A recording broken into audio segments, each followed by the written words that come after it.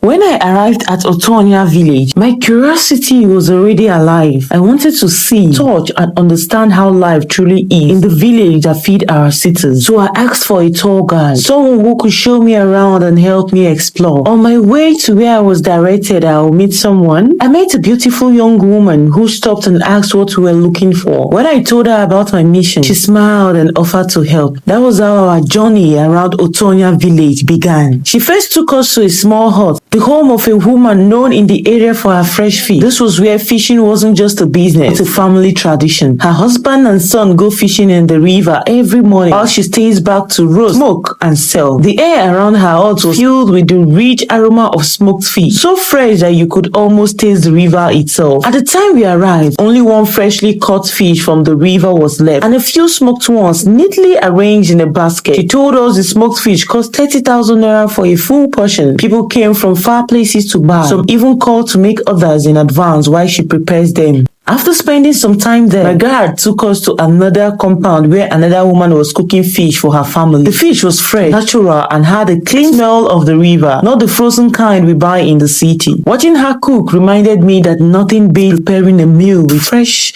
natural food. From there, we moved to the potato section. My guide and her siblings are into potato farming and selling. As at the time we visited, they had just sold most of their harvest and were left with one last bag, which cost 3,000 naira. I decided to buy it. They told me last year that same bag sold 10,000 naira. But this year, prices dropped. It made me realize something. While we celebrate cheap food in the city, the farmers who make it possibly earn very little. The joy of availability often hides the struggle. Next, she led me to the palm wine section. There I saw both freshly tapped and fermented palm wine. I had a taste of each. The difference was clear. The fresh one was sweet and pure, while the fermented one had a stronger, sharper flavor. I was truly glad to taste undiluted palm wine, the real thing. I even bought 5 liters at a very affordable price. It made me wonder why sellers in town still dilute even when it's this cheap at the source. We continued our walk around the village, passing by a woman frying gari. The beauty of this place is that everyone has a specialty. No one tries to do everything.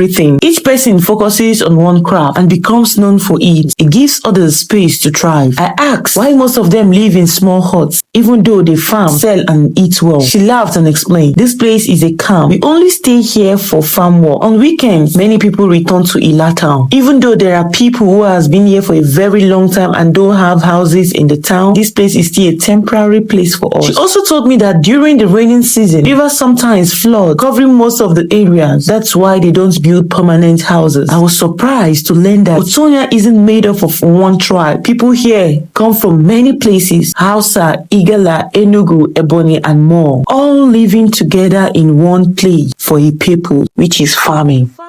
New settlers meet with the leaders. To farm here, new settlers meet with the leaders of Illah, complete their registration, and are given land to work on. As we walked towards the riverside, I saw wooden boats tied by the bank. A guide told me there are other villages like this across the river, even bigger ones. On market days, traders from all these places gather here. The place becomes crowded with people, goods, baskets, vegetables, and laughter.